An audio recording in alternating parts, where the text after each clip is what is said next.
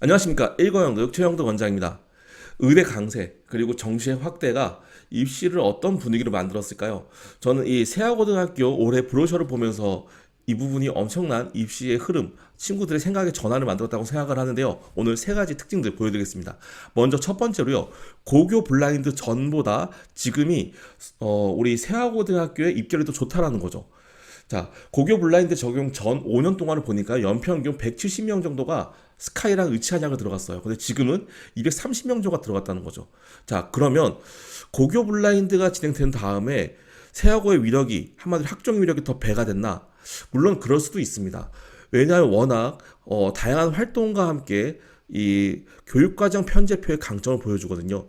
이 부분이 어떤 내용을 얘기하는 건지는 제가 며칠 전 찍었던 동영상을 봐주시면 좋겠습니다. 그런데 이와 함께 사실 현실적으로 숫자로 딱 눈에 보이는 건 바로 이겁니다. 자, 고교 블라인드가 있음 당시에 무엇이 진행했다? 서울대에 정시가 비율이 약 10%대 정도 됐던 것이 40%까지 늘어났다라는 거죠.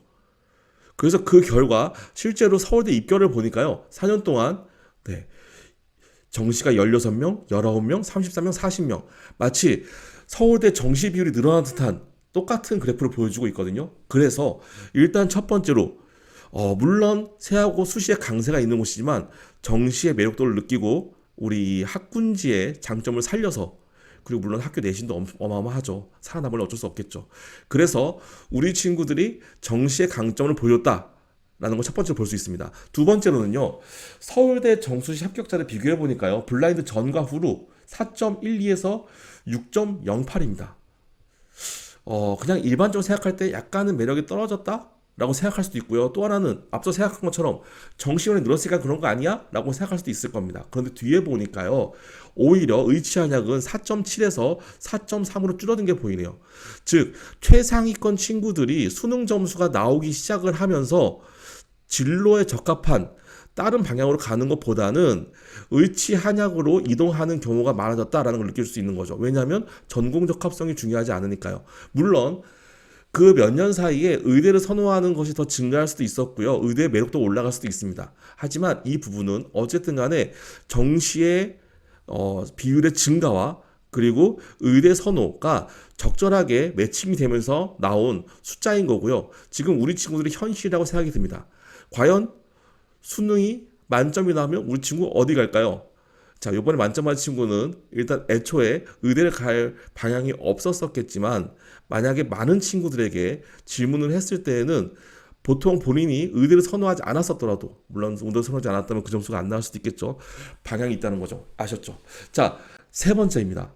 자, 수능 40% 이후에 4등급에서 6등급까지 수능으로 스카이를 간다라는 엄청난 특징이 있는 거죠. 자, 보니까요. 정시 합격자가 서울대뿐만 아니라 연세대, 고대까지도 전부 다 4등급대였습니다. 그런데 이제는 6등급대요. 자, 그런데 그 6등급이 서강대, 성대, 한양대는 어땠어요? 다 6등급이요. 자, 여기에 재미있는 트릭이 있는 거죠. 무슨 트릭이 있는 걸까요? 우리 친구들이 공부법을 바꿨습니다. 어떻게요? 4등급이 나오는 순간 수시에서 정시로 방향을 바꾸는 거죠. 자, 이게 무슨 뜻인지 설명드리겠습니다.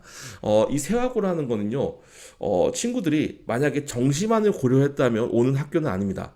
왜 그러냐면 휘문고등학교가 있기 때문이죠. 물론 저 정시 때문에 왔는데요 라고 한 친구도 있을 거예요. 하지만 비율상으로 말씀을 드린 거죠.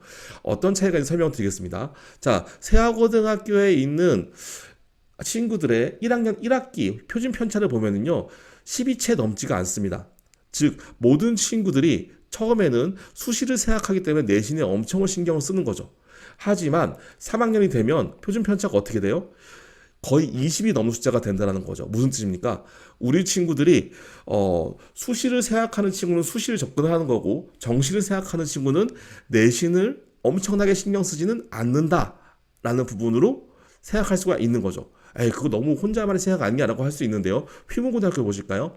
휘문고등학교 같은 경우엔 3학년 1학기 때부터 애초에 표준 편차가 15 정도로 가게 됩니다. 그리고 마지막에 보면 똑같이 20대로 가게 되죠.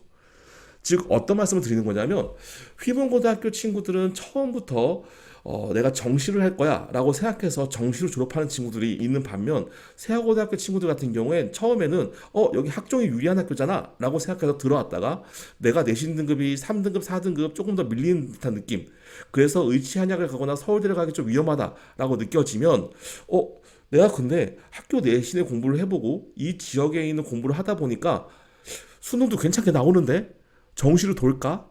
라고 했다는 거죠.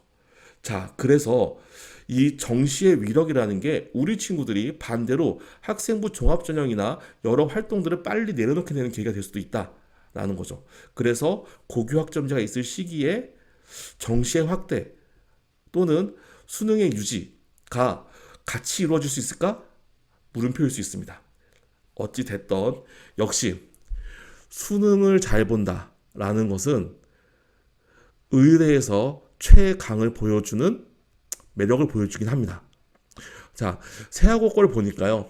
학교의 노력과 학군지의 위력, 거기에다가 입시 정책의 움직임까지 더하면 얼마나 강력한 모습을 보일 수 있는지, 그리고 얼마나 위력적인 입시 결과가 나올 수 있는지를 느끼게 해주네요.